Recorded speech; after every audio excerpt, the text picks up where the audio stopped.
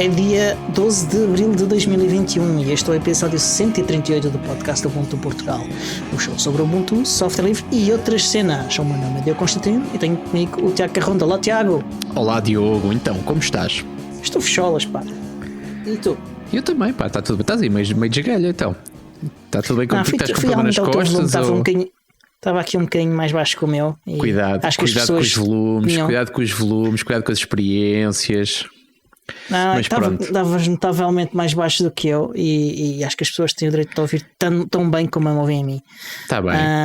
Combinado. E acho que sim. Acho que é justo. Só para esclarecer que estás preocupado com o som que os nossos patronos ouvem, porque depois o nosso senhor podcast faz maravilhas sempre que nós lhe enviamos os nossos ranhosos ficheiros. Sim. Porque, aliás, o meu som é gravado por mim e o teu som é gravado por ti de forma independente, e isto foi só mesmo para o streaming que os nossos patronos beneficiam. Exatamente, mas se quiserem mais pormenores vão ouvir o episódio número coisa, onde nós explicamos tudo sobre como é que fazemos os nossos podcasts. Já falámos disto várias vezes e nas últimas semanas eu tenho estado a falar até bastante do meu setup. Hoje não vou falar do meu setup, eu prometo, até porque não lhe mexi. Não prometas, que ainda pode calhar em conversa. Mas pronto, só se for acidentalmente. não é tema programado. E além de teres passado a semana a falar sobre o teu setup, o que mais andaste a fazer, Diogo? Conta-nos tudo. Andei a usar o meu setup, que ainda é melhor do que andar a mexer-lhe e a alterá-lo. O melhor mesmo é usá-lo, não é? Acho que é a melhor forma de beneficiar dele. E usaste-o para? Usei-o para fazer streamings no Twitch do podcast Ubuntu Portugal sobre como testar o Ubuntu Studio. Eu fiz uma série de streamings, fiz com o Cristóvão e com o Jaime Pereira, um para o Ubuntu Studio. Aliás, foi uma sessão no Twitch com os dois, com o Cristóvão Silva e com o Jaime Pereira. O Cristóvão fez testes ao Ubuntu Budgie e Jaime Pereira ao Ubuntu Studio. Como é que fizeram esses testes? Já agora em termos operacionais, como é que fizeram? Máquinas virtuais? Foi máquinas virtuais, sim. Eles instalaram as distribuições em máquinas virtuais e depois parte do teste era correr a live da VM e instalar o sistema operativo na VM. E há uma checklist para... Eu estou a tentar obrigar-te a explicares mais ou menos como é que funcionam. Ou seja, alguém que queira testar e que nunca tenha feito, como é que deve fazer? Além de ver os teus streamings no Twitch? Então, espera aí, vou começar ainda mais atrás. Esta semana que correu de 1 a 7 de abril foi a Ubuntu Testing Week, que é a semana ideal, mas não única nem exclusiva, para a comunidade poder testar o Ubuntu. Neste caso foi para testar a versão beta. Todos os dias são dias bons para testar o Ubuntu. Exatamente, todos os dias há uma nova imagem do Ubuntu e todos os dias vocês podem testar essa imagem do Ubuntu e submeter bugs se encontrarem. Mas há uma altura ideal para testar para a próxima release e é quando sai a versão beta, e isso foi durante a semana passada. E então, como é que são estes testes?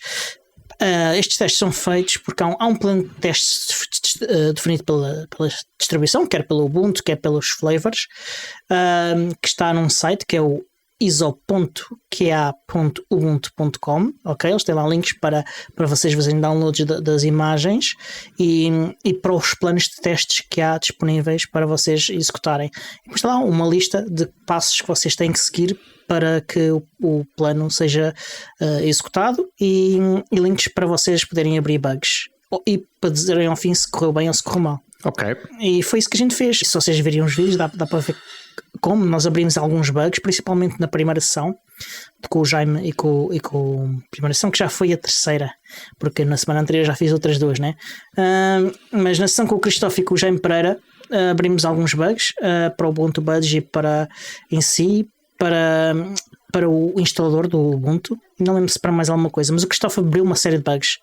Eu ainda tenho de ir lá dizer que também me afetaram e dar feedback aos developers que pediram mais algum feedback sobre os bugs. E foi uma sessão bem engraçada. No dia, isto foi na segunda-feira que já não lembro exatamente o dia que foi.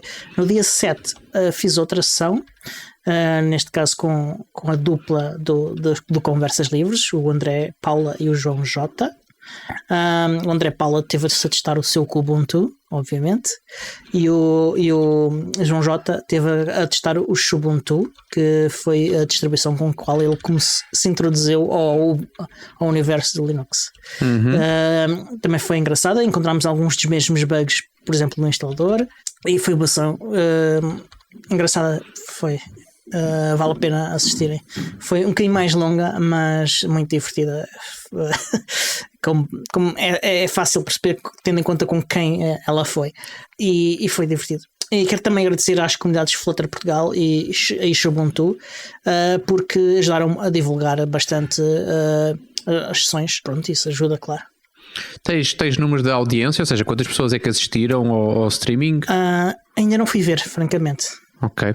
E tens noção? Mas a sessão com o André Paula e com o João J foi bastante participada no chat. Houve muita gente que... Era a segunda pergunta que eu tinha a fazer, ou seja, se houve perguntas a participar ativamente e pessoas que mostraram intenções também elas de fazerem os seus próprios testes. Sim. Houve outras sessões em que as pessoas estavam a testar ao mesmo tempo também, que é muito fixe. O objetivo é demonstrar que é simples, como se faz, e incentivar as pessoas a fazer o mesmo. E é uma coisa que vocês podem fazer sempre que instalam o Ubuntu. Vão buscar a imagem daily mais recente e em vez de irem ao site ubuntu.com, vão ao cdimages.ubuntu.com, acho que é assim o endereço. Penso que sim. Fazem o download da imagem daily e depois põem iso.qa.ubuntu.com. Aliás, se forem lá também podem ir, tem lá o link de download, portanto.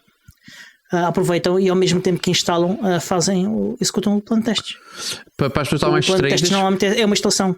Diz? Para as pessoas estarem mais distraídas, dá só novamente, vamos deixar as notas, mas para quem está a ouvir, o endereço das imagens de QA é iso.qa.ubuntu.com. Muito difícil. Muito. Importa salientar que, conforme tu disseste, esta talvez seja a semana e a altura mais eficaz em termos de testes, porque lá está, o desenvolvimento está... Para assegurar isto para o objetivo de assegurar que a próxima versão sai o mais livre de bugs possível. Mas para quem se atrasa, pode sempre, voltamos a reforçar, pode sempre testar e pode sempre participar também. Não será para esta versão, será para a próxima ou para a outra seguinte, mas será sempre uma participação válida. Sim, bastante. Podem fazer todos os dias. Exatamente. E mais? E tu, Tiago? Olha, eu tenho um update para fazer. Não é propriamente uma coisa que eu tenha feito esta semana, mas é um update. Eu já tinha elogiado aqui bastante o teclado que tinha comprado, e de tal maneira que comprei um segundo, não para fazer como tu, para os empilhar ao lado uns dos outros, mas como tenho nesta altura 2 estações de trabalho com uma distância considerável uma da outra, optei por, ainda durante algum tempo, confesso que andei com a mochila atrás com o teclado lá dentro. Mas não dava para passar um cabo USB teria que ser um cabo aquático e bastante comprido. Portanto, eu optei, sai bastante mais barato e é bastante mais confortável comprar uma segunda unidade, e foi isso que eu fiz. Posso dizer 2 coisas boas. Portanto, a primeira não é isto não começou com o pé esquerdo, mas depois a seguir o desfecho até foi bastante porreiro. Ou seja, eu quis usar um dos códigos de desconto que nós já usámos, que já falámos aqui, e não consegui. Portanto, já o André Paula me tinha dito a mesma coisa, que tinha tentado usar e que dizia que para aquele modelo específico não havia desconto, o que é muito estranho. Eu tentei usar também, e para o mesmo modelo, exatamente, que eu comprei um rigorosamente igual àquele que eu tinha, com os switches vermelhos, do mesmo tamanho, portanto, com tudo igualzinho. E voltei a ter, ou seja, tive o mesmo problema que o André, ou seja, quis usar o meu código de desconto, não é nenhuma fortuna, mas é uma questão de princípio. Se há um código de desconto, vamos usufruir dele. E não consegui. Quando enviei um e-mail a dizer exatamente isso, eles disseram para fazer a encomenda e para quando o teclado chegasse, para voltar a falar com eles, para que eles me fizessem o refund desse desconto. Eu achei a conversa um bocado da treta, mas depois pensei assim, eu quero mesmo o teclado e quero, portanto, com ou sem desconto, e encomendei o teclado. Primeiro ponto positivo foi extremamente rápido. Eu posso dizer que demorou cerca de 2 semanas, o que para aquilo que é bastante rápido. O outro demorou-me, a primeira unidade que eu comprei demorou para aí um mês, talvez. Não sei se foi pelo canal do Suez estar entupido e aquilo veio mais depressa por avião, não faço ideia. Sei que chegou bastante rápido. E a segunda coisa porreira foi quando eu estava a achar que não, mas lá está, eles pediram-me para vos avisar e eu avisei-os. Quando chegou o teclado, eles fizeram-me então, devolveram-me 10% do valor do teclado, portanto fizeram-me um refund para a minha conta PayPal. O que eu gostei bastante. Não pago aos portes, honestamente era mais, em termos psicológicos era mais fixe se fosse um valor suficiente para cobrir os portes. Não chegou a isso, mas eles cumpriram com a sua palavra, portanto, e um ponto a favor deles. Esta era uma nota que eu queria deixar, portanto, malta que queira comprar aqui Cronos, façam-lhes o choradinho, mandem mails, perguntem, porque se quiserem o vosso desconto e se tiverem direito a ele, não custa nada. Não custa nada, caramba. Se eles têm códigos para a gente usufruir, é exatamente para a gente poder usá-los. Mas pronto. E é uma altura para meter um ditado português que é quem não chora não mama, não é? Quem não chora não mama, exatamente. Eu espero que o nosso diácono não vá vetar esta parte, até porque chorar e mamar são coisas normais, mas é exatamente isso. Ok. E mais, já fechaste a tua semana, Diogo? Ainda não. Ainda fiz mais uma coisa no domingo. Participei no evento da Associação Wikimedia Portugal e participei de uma forma bem diferente, que foi fornecer a infraestrutura tecnológica para a realização do evento. Olha que bonito. Foi. Utilizaram o meu servidor de Jitsi e eu aproveitei e fiz também o streaming para o YouTube. E tentámos ainda o Facebook, mas no Facebook deu-me uma barraca qualquer e ele não me deixava fazer streaming para a página deles, só deixava fazer para as minhas páginas. Não sei porque as minhas páginas e os meus grupos apareciam todos, das minhas várias páginas e dos grupos pessoais. A deles não aparecia. Mas tu tens algum cargo na página deles? Tem. Eles deram-me o cargo precisamente para poder fazer isto. Ok. Então, só se aquilo demora a considerar. Pois, não sei, eu conseguia fazer outras coisas de administração na página deles e tudo, mas não conseguia fazer streams. É estranho, mas pronto.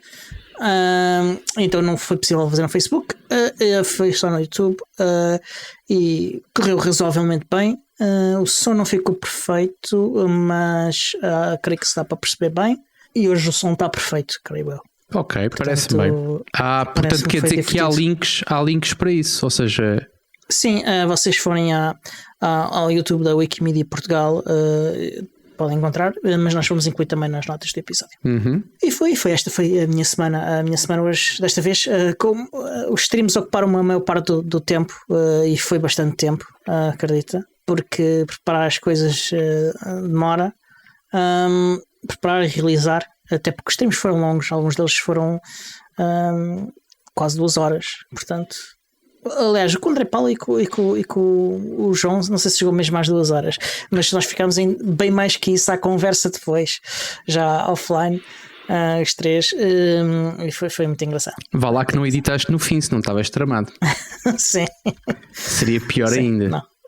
Não. A vantagem do live stream é esta, que é what you see is what you get. Exatamente, o que for será. Depois também não dá para preparar e é difícil de lidar com problemas que surgem, mas pronto, é o que é.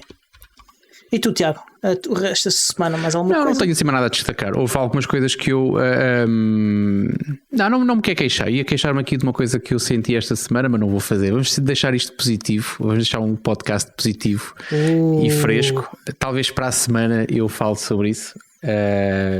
Pronto, não percam para a semana os resmunganços do Tiago Carrondo. Não pus pela língua já, não quero falar sobre isso agora. Bora, siga para a frente, continua. Temos coisas. Então, e sobre aquilo que não foi a nossa semana, mas foi a semana dos outros, o que é que a gente vai destacar?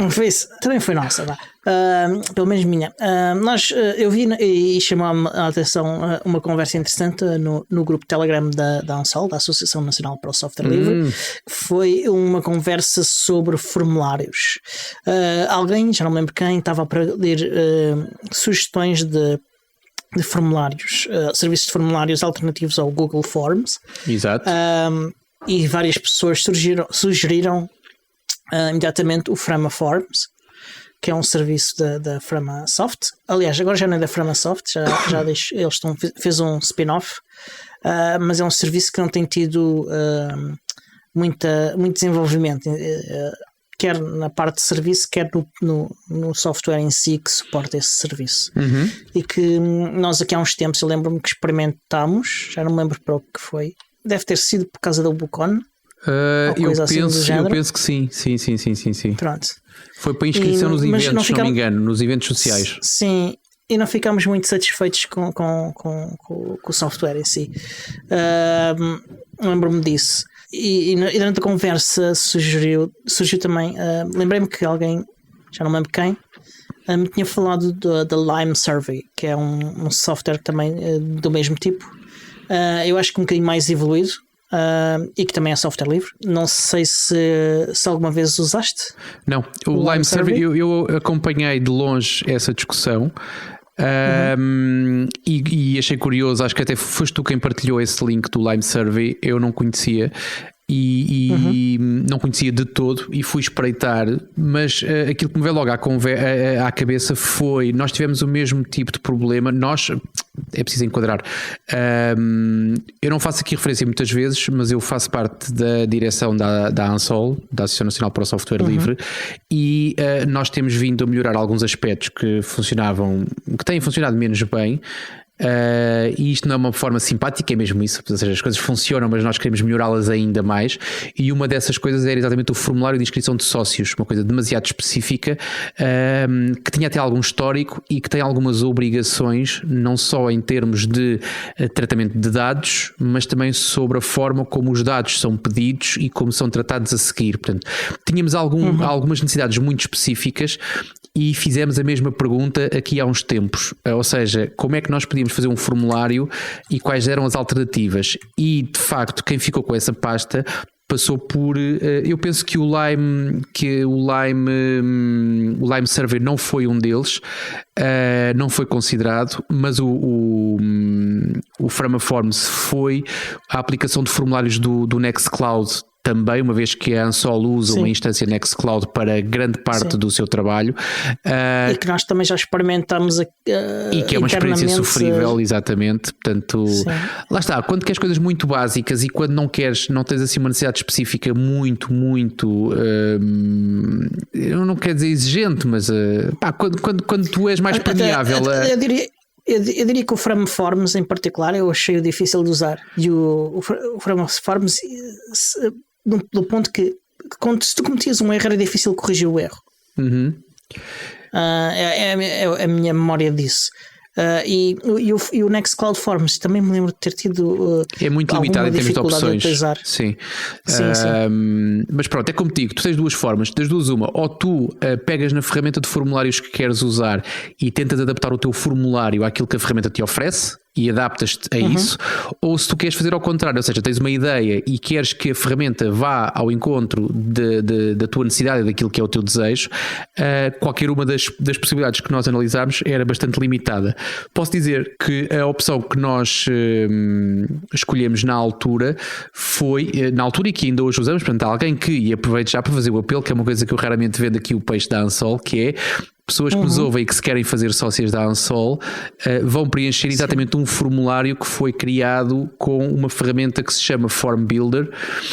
É software livre e que na prática aquilo que faz é, a técnica pode parecer arcaica, mas o resultado é fantástico, que é, tu constróis o formulário com uma ferramenta drag and drop, ou seja, tu vais empurrando aquilo que tu queres, ou seja, é mais ou menos um editor gráfico que tu tens, what you see, what you get, para fazeres o formulário. No final tens um código HTML e tens o teu formulário pronto. Não é a coisa, e é preciso aqui, e se calhar a conclusão que nós todos chegamos é, de facto é difícil competir em termos de funcionalidades com os formulários do Google, porque quer se queira, quer não funcionam bem. E também com outros dois aspectos, é a gratuitidade, E outra é a parte do trabalho, que aquilo não tens de administrar servidores, não tens de fazer essas coisas. Exatamente. E tens outra ferramenta que também é bastante popular e poderosa, por isso é que é popular, que é o Typeforms, que nós também já usámos. Aliás, a comunidade Ubuntu já usou em tempos para, acho que foi para a encomenda das camisolas, se não me engano. Numa das vezes que nós organizámos aquelas encomendas de camisolas da comunidade, acho que foi com o Typeform que é esse que nós recorremos. Este Form Builder, e nós vamos deixar links também, cumpriu com o propósito, ou seja, dá para tu fazeres com as ferramentas que queres, se queres botões de rádio, se queres drop-downs, se queres que aquilo envie um e-mail no final do preenchimento, se queres, ele dá-te resposta a tudo isto. Tens a maçada de ter que te pegar no código no fim, ou seja, o formulário faz-te o código e tens que o arrumar num servidor teu. Se tiveres conhecimentos para isso e não quiseres gastar dinheiro, pegas num Raspberry Pi, ligas no router lá de casa e a coisa faz-se. Se não tiveres conhecimentos para isso, estás tramado, é mais difícil. Se já tiveres servidores, então aí é mais fácil ainda, quer dizer, escolhes num sítio qualquer e arrumas lá o formulário e acabou. Para quem não tem essa possibilidade, ou por falta de conhecimentos ou por falta de recursos, a escolha é de facto bastante limitada. Não sei se tens algum dado novo a acrescentar, ou seja, de soluções prontas e com pouco investimento em termos de criação e utilização. Não sei se tens alguma solução além desta. Não tenho. Eu ainda não experimentei o Lime Survey, mas gostava muito de experimentar, até porque eles têm um serviço online gratuito, acho eu. E penso que essa poderá ser potencialmente a opção mais viável para competir com o Google em termos de facilidade de adoção pelas massas.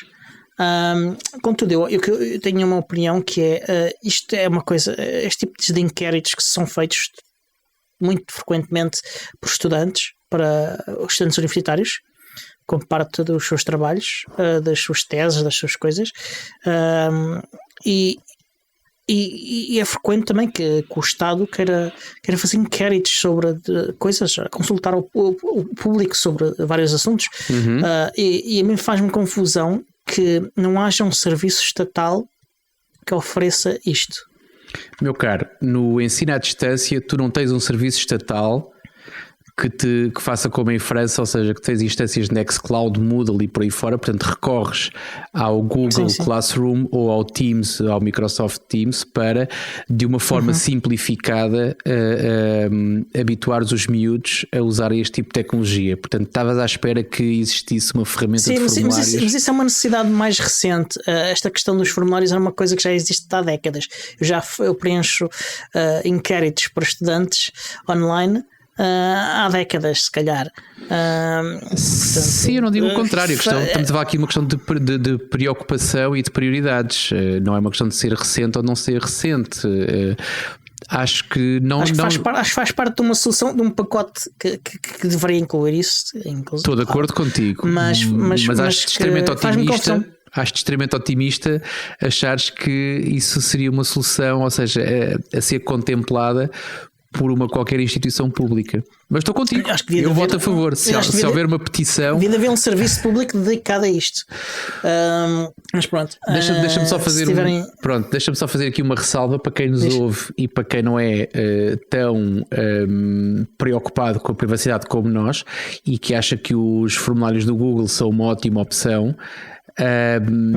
Pelo menos não obriguem as pessoas a iniciarem a sua sessão para preencher o questionário, que é uma coisa que alguns fazem é uma chatice. Não é só uma chatice, é uma chatice e faz com que algumas das pessoas que até poderiam ter intenções de preencher o formulário deixem de o fazer. Não preencham. Exatamente. Eu já tive alguns questionários à frente que não preenchi exatamente porque era obrigatório preencher, ou seja, fazer início de sessão. E o que eu acho... lembro-me disso acontecer com formulários do Ubuntu, da comunidade Ubuntu. E o pessoal queixou-se e eles, ok, vocês têm razão, nós tiramos. Não, mas é isso, ou seja, alguns desses questionários até são tendencialmente, ou é suposto serem anónimos, ou seja, tu podes escolher se queres ou não queres partilhar a tua identificação. No momento em que tu inicias a tua sessão, deixa logo de ser anónimo, não faz sentido. Portanto, façam pelo menos isso. Se quiserem, e para as pessoas que acharem que isso é porreiro, depende do questionário que estão a fazer. porque o Google já sabe tanto sobre a nossa vida. Se vocês forem fazer perguntas sobre questões mais sensíveis, pensem 2 vezes antes de oferecerem essas informações ao Google. Eu tive num podcast num podcast que faço e que já falei aqui algumas vezes, fui desafiado para preencher um questionário de personalidade pelo meu companheiro de guerra, exatamente. Ele não tem a mínima preocupação com este tipo de coisas, portanto ele usa as ferramentas que cumprem o seu objetivo e acabou. Eu, ao contrário dele, preocupo-me com isto. Portanto, quando ele me enviou um link para um questionário que eu tinha que preencher, a primeira coisa que eu reparei foi: antes da primeira pergunta, eles obrigavam-me a criar uma conta, ou seja, primeiro último nome, e-mail, password, e depois iam fazer um questionário de personalidade. Eu assim, bem, isto não dá aqui que eu sou esquizofrénico, e ainda começo a receber aqui, começo a ser aliciado a gastar o meu dinheiro em drogas. Mas pronto, felizmente consegui ultrapassar essa coisa. Portanto, preenchi com o nome da treta e com o e-mail da treta e respondi às perguntas, e a única coisa que eles ficaram foi certamente o ID do meu browser e o meu IP, mas eu com isso vivo bem. Mas isto para dizer que muitas vezes as pessoas é só um formulário ou é só um conjunto de respostas, mas não têm noção da informação e do conjunto de informações que nós estamos a oferecer a este tipo de empresas que já têm e que já sabem tanto sobre nós. Sim, em particular essas dos inquéritos de personalidade. O que muitas fazem é pedir, e que por exemplo estão integradas em redes sociais, no Twitter, no Facebook e afins. O que eles fazem é pedir acesso às vossas contas ou partes das vossas contas, por exemplo, às vossas listas de amigos e as vossas preferências, essas coisas todas, e por exemplo roubam a informação não só sobre vocês, mas sobre as pessoas com quem vocês estão ligados. E isso é grave. Vocês não estão apenas a violar a vossa própria privacidade, ok, isso até podem achar que é um direito vosso e legítimo, mas vocês estarem a dar informações sobre outras pessoas sem sequer lhes pedirem autorização, eu acho que deviam pensar 2 vezes sobre a ética de fazerem esse tipo de coisas. Aliás, até porque ainda esta semana, há dias, aprendemos que, por exemplo, o Clubhouse, que já aqui falámos antes, que é uma aplicação de social audio, basicamente, áudio social, e que faz esse tipo de coisas. Quando vocês aderem ao Clubhouse, o Clubhouse pede acesso à vossa agenda, à vossa lista de contactos total. Ou pedia. Eles recentemente alteraram isso e passou a pedir só a quem vocês identificam como querendo enviar contactos, ou enviar invites, acho eu. Acho que foi isso que eles passaram a fazer. Mas anteriormente eles basicamente roubavam a vossa lista de contactos totalmente. Ou seja, vocês quando escolhiam fazer isso, que era uma opção vossa, ou não davam nenhum, ou davam todos, mas se não davam nenhum, não podiam convidar ninguém. Isso é mais ou menos o mesmo, a política do WhatsApp é igual, ou seja, tu podes instalar o WhatsApp e não autorizares o acesso aos teus contactos, mas não consegues iniciar nenhuma conversa, só consegues responder a conversas, o que é interessantíssimo. Porque eu podia perfeitamente não oferecer a minha lista de contactos e dizer: eu quero iniciar uma conversa com o número de telefone XXXXX. Mas pronto, é uma estratégia, é uma opção de mercado como outra qualquer. Sim, só que provavelmente viola a lei de privacidade.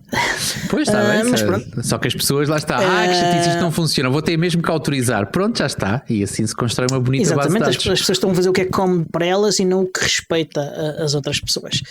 E aprendemos esta semana que o Clubhouse foi vítima de uma falha de segurança, porque obviamente esta empresa, se vocês tiverem um mínimo de atenção às coisas que elas fazem, vê-se claramente que aquilo está tudo em cima do joelho, que aquilo não foi tudo muito pensado e muito trabalhado. Mas já tentaram comprar aquilo por não sei quantos milhões, 4 mil milhões, ou o que é que faz? Foi o Twitter, tentou sacar aquilo por 4 mil milhões, mesmo em cima do joelho. Olha que eles vendem bem o peixe deles. Eu acho que não foi bem assim. Acho que foi avaliada nesse valor, mas mas não foi por tentarem comprar, foi uma coisa mais complexa que isso. O que eu vi foi foi específico, o Twitter, não foi alguém, foi o Twitter que tentou comprar Clubhouse por 4 mil milhões. Isso não ouvi, isso eu não ouvi. Eu ouvi foi que foi avaliado em 4 mil milhões, ou mais até, mas obviamente aquilo não tem esse valor, está por provar se tem algum valor. Agora, o que nós sabemos é que aquilo está tudo feito em cima do joelho, sem cuidado nenhum, por pessoas com pouca ética, e também sabemos já que havia uma falha de segurança na sua infraestrutura e que houve acesso aos contactos das pessoas e outras informações privadas dessas pessoas. Falando em cima do joelho e do Zoom, ouviste a última notícia também? Foi um dos foi um dos muitos leaks de dados que ocorreu esta semana. Sim. E na semana passada. Vais falar do Facebook também? Sim, o Facebook foi 500 milhões de registros, inclusive duas trans, perto duas vezes.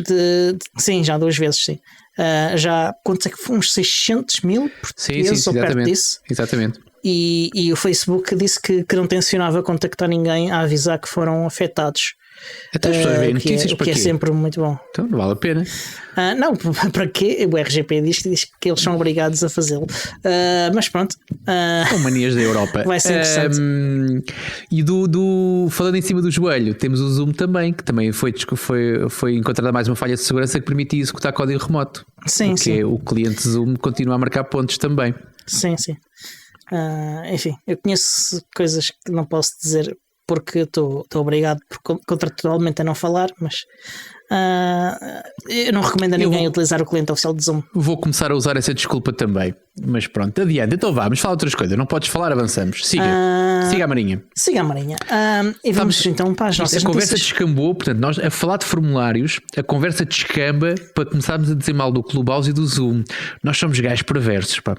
Mas pronto, sobre formulários, quer dizer mais alguma coisa ou arrumamos o assunto e seguimos em frente? Eu acho que está tudo dito já. Então vá, siga. Então vamos para a primeira notícia, que é uma bomba, que o Alan Pope anunciou esta semana passada, que no dia 31 de Abril seria o último dia dele a trabalhar na Canonical e no Ubuntu. Ele disse... Eu já vou puxar dos meus galões, mas vá lá que não dei isso como previsão para 2021. Mas ele disse para onde é que ia a seguir, ou seja, qual é que é a próxima etapa? Ele fez questão de não dizer para onde é que ia e que a seu tempo iria divulgar. Tens palpites? Não tenho palpites. Ok. Mas pronto, mas deves certamente lembrar-te da pergunta que eu te fiz quando nós anunciámos aqui que o Impress tinha anunciado a sua saída. Sim, lembro-me perfeitamente, e o Christophe já me lembrou que há dias também, quando eu coloquei no grupo o link para o tweet do Alan. Sim, lembro-me. É uma possibilidade, sim, e era uma possibilidade, agora era uma possibilidade especulativa, mas vamos ver. Ele não apresentou também nenhum motivo para sair. Diz que foram 9 anos muito felizes, e que sai e que anunciará em breve para onde irá. Okay. Provavelmente anunciará quando começar, porque é o costume. É tal história, é estranho.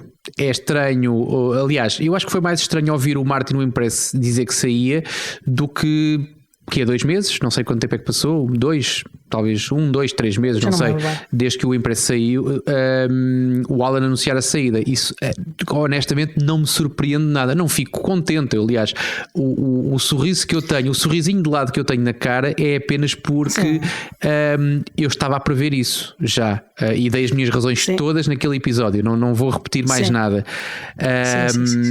Mas pronto, quando se concretiza acaba por ser sempre uma pontinha de surpresa, e aquilo que tu imaginas é a ligação que tu tens entre a Canonical e a comunidade, como é que vai ficar, porque de facto as pessoas que tinham um pé mais, ou seja, tanto o Impress como o Pope tinham um pé na Canonical e um pé na comunidade. E eu não conheço ninguém nesta altura com a mesma posição que eles os dois. Não sei se tu tens algum nome para meter em cima da mesa. assim, a posição do Alan em termos de relação com a comunidade, já existe uma pessoa a fazê-lo, é a Mónica. Não estou a falar de cargo, não estou a falar de vaga em termos de emprego, estou a falar de posição. Calma. Ok. Sim. Quem é essa Mónica? Honestamente, eu espero que ela não perceba português e que não fique ofendida com o que eu acabei de dizer, mas é uma pessoa extremamente recente, eu não tenho nada contra ela, só que o envolvimento, o conhecimento é exatamente aqui que eu queria chegar. A reputação dela não é a mesma. Ainda não é. Eu quero acreditar que poderá vir a ser construída. Sim, mas, obviamente. Há outras pessoas que estão a surgir em várias áreas dentro da Canonical que estão a assumir posições que eram as que o Alan tinha e que o MP teve em termos de relação com a comunidade, mas são pessoas que ainda são pouco conhecidas e que não têm o mesmo peso que eles tinham perante a comunidade, isso é óbvio. E agora essas pessoas que vão ter que trabalhar muito a esse respeito. E vamos dar-lhes a oportunidade. Exatamente. Eu honestamente vou ter que puxar novamente o assunto da relação da Canonical ou da participação da Canonical e dos conselhos com a própria comunidade. Tu estiveste envolvido, eu digo que estiveste, eu não sei se vou falar no passado ou se isto ainda está ativo ou não, mas nós fomos os dois chamados para o comitê de avaliação. Era um comitê que tinha uma duração de 2 meses, salvo erro, e o primeiro mês já passou 6 meses. Seja como for, o primeiro mês já passou e ainda não marcámos. Estamos a meio do segundo. Exatamente, para marcar a primeira reunião. Portanto, porque as pessoas não se predispuseram, não sei se tu preencheste. Não foi uma iniciativa da Canonical, foi uma iniciativa do Conselho, exatamente, Community Council, exatamente, mas Community Council que tem uma participação muito ativa, ou deverá ter, da Canonical. Sim. Certo? Sim, eu vejo mais como uma falha nossa das pessoas que foram nomeadas. Sim, não digo o contrário. Vou-te fazer uma pergunta direta. Tu preencheste aquele doodle para marcar a reunião? Sim. Certo. Qual foi o resultado disso? Não sei. Pois, aí é que está. Percebes? Sim, mas aí acho que vamos ter que tomar a iniciativa e puxar dos galões e fazer alguma coisa, simplesmente para fazer alguma coisa acontecer, chora alguém ou não. Puxar dos galões é quando há galões, atenção. Sim. Neste momento não há ninguém com galões. Sim, o puxar dos galões é ter iniciativa. O que quis dizer iniciativa, sim, puxar dos galões é outra coisa, exatamente. Sim, não há patentes, não há chefes, não há patrões, não exatamente. Há esse tipo de coisas. Até porque o problema neste momento é exatamente isso: é não haver patrões e não haver galões para puxar. Não haver líder. Exatamente. Ora, aí é que está. Tocaste no ponto-chave. O que falta neste momento é liderança. Pronto. Exatamente. Tocaste no ponto-chave. Adiante. Agora, para notícias muito melhores, a Canonical anunciou já dia 25 de março, já está quase há um mês, daqui a nada, em colaboração com a Colabora e com a Nextcloud, que estavam a disponibilizar um update ao appliance que já existia antes do Ubuntu Core com Nextcloud, obviamente, e agora além de ter o Nextcloud tem também o Colabora Office. Espera aí um bocadinho. Antes que tenhas que pedir desculpa para a semana, tu não preencheste o doodle coisa nenhuma, que eu fui confirmar. Não, portanto, eu mandei e-mails. Não é e-mails. Preencher um doodle significa ir lá dizer assim: eu posso neste dia. Há um e-mail que diz assim. Eu não sei o que queres dizer com doodle. Então perguntavas, não dizias que sim sem saber. Portanto, um doodle é uma daquelas plataformas. Eu vi um e-mail com. Eu não vi nenhuma coisa com opções para escolher coisa em cima nenhuma. Não. Há um e-mail que diz assim, agora que é um e-mail que eu honestamente não percebi, portanto lá está, e se calhar temos aí outra vez o problema da falta de liderança, porque há alguém que não sabe marcar uma reunião. Mas aquilo que diz é, primeiro pedem umas disponibilidades alargadas e depois, mediante a disponibilidade alargada, enviaram-te um e-mail a ti, a mim e a mais uns quantos sobre, está aqui um doodle, um link que tu tens que clicar e tens que preencher com a tua disponibilidade específica, que foi uma coisa que eu achei, das duas uma, ou não te pediam a primeira disponibilidade ou não te pediam a segunda, lá está, e aquilo que é a tua dúvida terá sido a dúvida de alguns. Eu posso dizer que as pessoas todas convocadas, houve 2 que preencheram a disponibilidade. Portanto, aí voltamos ao mesmo. Eu não vi assim e-mail sequer. Pronto, ok, seja como for. A nossa motivação para ler e-mails ou a nossa motivação para ler com atenção as mensagens que nos chegam também tem um bocado reflexo, provavelmente, daquilo que é. Eu até tenho estado a procurar e-mails relacionados com esse assunto. E não sei se foi para o spam. Pesquisa por Doodle no dia 18 de... Aliás, tens um e-mail no dia 17 de março às 21h19. Mas pronto, isto depois a gente pode ver isso com mais calma, mas é só para dizer que de facto o problema de liderança tem a ver muitas vezes com o problema de motivar as pessoas para e incentivar e incitar as pessoas a participarem, que é uma coisa que eu acho que está a faltar. E já está a faltar há muito tempo e já falámos sobre isso aqui algumas vezes. Mas pronto, vamos falar então de coisas porreiras. Appliance da Colabora. Exatamente. Rebobinando. A Canonical, a Colabora e a Nextcloud anunciaram já no dia 25 de março que foi lançada uma atualização, uma evolução ao appliance de Nextcloud, que agora passou a incluir o Colabora Office. O Colabora Office, para quem não sabe, é a versão online do LibreOffice, ok? E no post de blog do Ubuntu, a Canonical diz que a instalação é uma instalação super simples, com zero de manutenção. E aí eu tenho de disputar uma coisa, que é a instalação é relativamente simples, poderia ser mais. Se calhar é simples para uma pessoa como eu e tu. Sim. Para uma pessoa que não percebe o que é uma chave SSH, não diria que seja simples. E também não é simples adicionar um disco extra. Sabes que eu vou um bocadinho mais longe, porque eu já fiz isso algumas vezes com o Nextcloud, com o Nextcloud Box, que é uma coisa simples para tu cravares um favor a um amigo. Ou seja, tu facilmente fazes esse setup e envias aquilo para casa ou seja, e aquilo ligas no router da pessoa, e a pessoa a partir desse momento não tem que se preocupar com mais nada. O setup inicial pode não ser a coisa mais tranquila do mundo. Sim, não é difícil de se fazer, só não é tão simples como eles apresentam, na minha opinião. A manutenção zero, sim. Depois disso não é preciso fazer mais nada, os updates acontecem automaticamente. Convém que façam backups de vez em quando. Eles dizem também que isto resulta da longa cooperação entre a Canonical e a Nextcloud, e que se iniciou também em cooperação com a Western Digital. E isso faz-me lembrar as Nextcloud Boxes que nós temos, que foi precisamente o resultado disso. E também resulta da aliança entre a Canonical e a Nextcloud para o objetivo de criar as appliances. E isto está disponível para Raspberry Pi, mas também para os Intel NUC. E também para servidores e também para os servidores ARM, porque isto quer dizer ARM, Raspberry Pi, ARMS, isto não, e Intel. É basicamente as plataformas de servidor do Ubuntu, servidor e Ubuntu Core.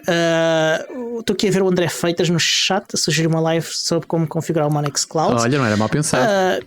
Não era mal pensado. Eu não sei se o André Paula não tem já algo desse género, mas tem artigos na PC Guia sobre isso. Portanto, quem quiser fazer da forma complicada pode ir ler os artigos de André Paula. Complicada, mas também muito poderosa. Atenção. Entretanto, também sobre comentários do André Freitas, ele está muito preocupado porque viu passar aqui um pastor alemão nas minhas costas. Isto é um ambiente controlado. Portanto, existe um vidro que me separa a mim do pastor alemão com ar ameaçador. Chama-se Boss e é um doce, mas para quem me quiser, olha, lá está ele outra vez. Vai lá. Para quem me quiser fazer mal, ele é terrível e ele desfaz todos os meus inimigos, portanto, tomem cuidado. Ora, esta solução basicamente adicionou foi uma plataforma de Office para efeitos colaborativos e faz com que isto passe a ser uma plataforma viável para coisas como trabalho remoto, educação remota e também para integrar dentro de organizações e escolas. Atenção que se para uma solução que tem Office, a minha experiência, eu esta em específico ainda não instalei, mas a minha experiência diz-me que num Raspberry Pi é capaz de ser complicado. Sim, eles falam de Raspberry Pi 4 não falam de outras versões 4 e não poupem dinheiro, portanto se puderem comprar o de 8 GB, não comprei o de 4. 8 GB. Exatamente. Sim, talvez. Eu sugeriria o mesmo. Eu só experimentei em servidores, portanto não te sei dizer. Experimentei em servidores ainda antes disto existir, antes desta solução integrada existir. Não, aquilo é como digo, o Next, e nós temos, e já falámos aqui algumas vezes sobre Nextcloud Box, que são appliances tendencialmente, aliás, o objetivo é mesmo correr num Raspberry Pi. E aquilo é giro para sincronizar fecheiros, muito mais do que isso Box torna a coisa mais complicada. Sim. Okay?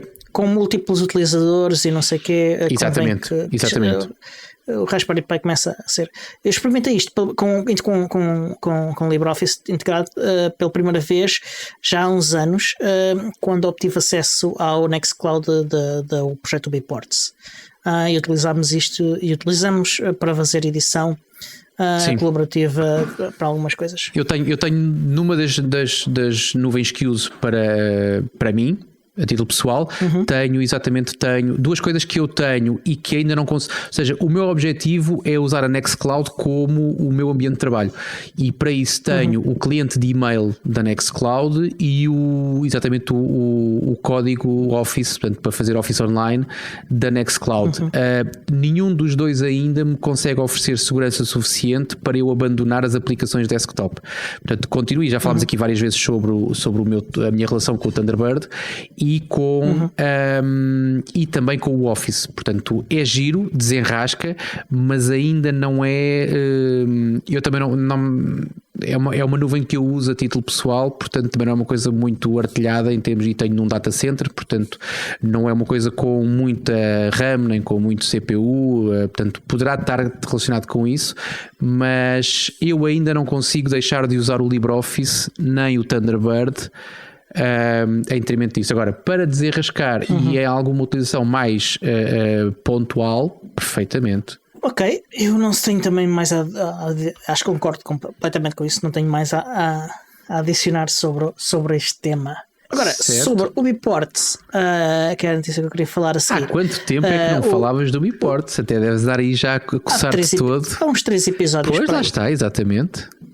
Sim. É demasiado tempo para ti. O Alfred, que é uma das pessoas mais conhecidas da comunidade, até porque aparece agora em quase todos os Ubuntu Touch Q&A, anunciou que há dias que o suporte para NFC está a caminho, e de facto no Q&A de anteontem ele já demonstrou o NFC a funcionar com 2 smartphones a trocar mensagens entre eles, o Pixel 3a e o Vodafone.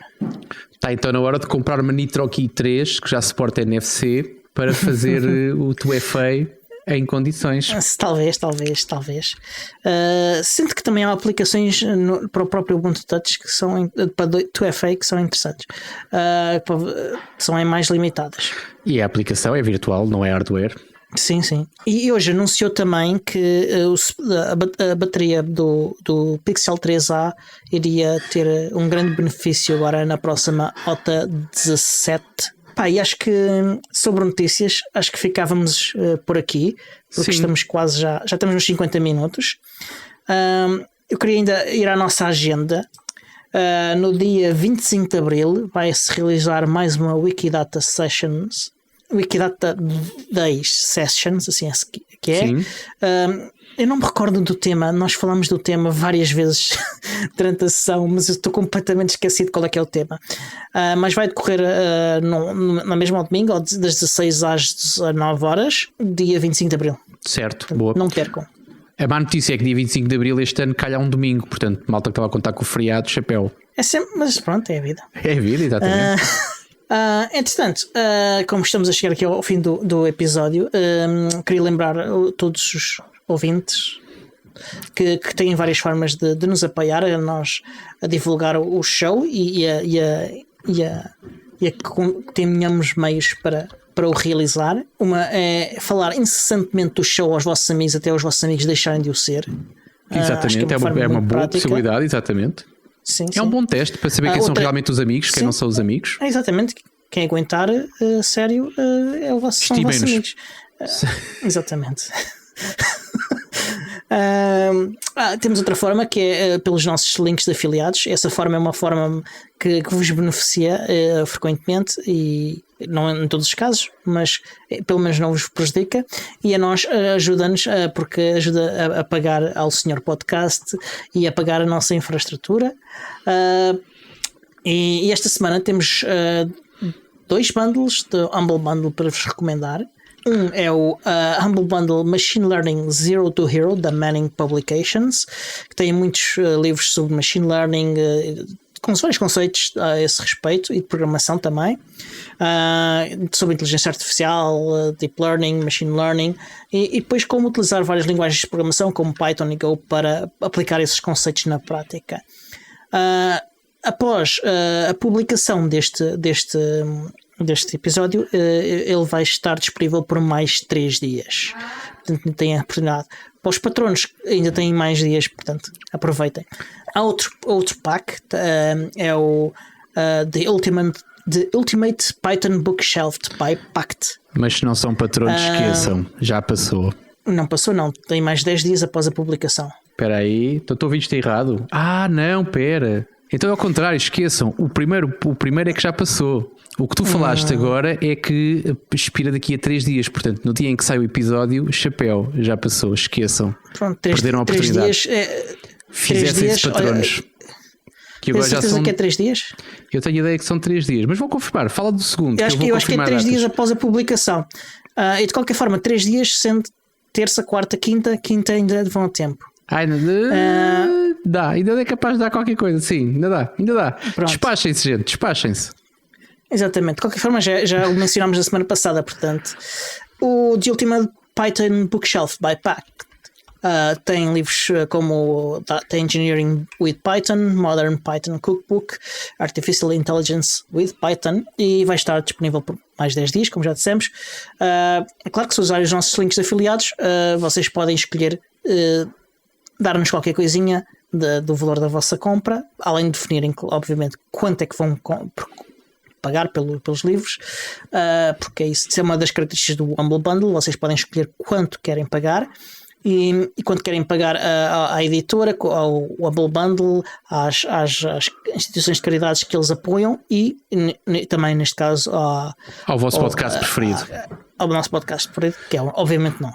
Se quiserem comprar uma Nitro Key ou algum produto Nitro, têm também um link que nós deixamos sempre nas notas do episódio, onde a vossa compra não vos custa nem mais 1 cêntimo, mas também nos estão a doar parte da vossa compra. Sim. É um valor fixo, não sei qual é, mas é um valor fixo. É 20%, acho eu. 20%? Acho que é 20%. Estou a falar de cor. É fixe, então. É um valor muito generoso. Mas pronto, o dado importante aqui é que não vos dói nada a vocês, portanto é exatamente a mesma coisa, e mostram a vossa gratidão e reconhecimento pelo vosso podcast preferido. Exatamente. Além disso, se não quiserem comprar nada e quiserem só nos fazer chover dinheiro, podem ir a patreon.com/podcast Ubuntu Portugal, e pelo valor mínimo de €1 por mês, €1 por mês, sim, mais IVA. Podem assistir, sim.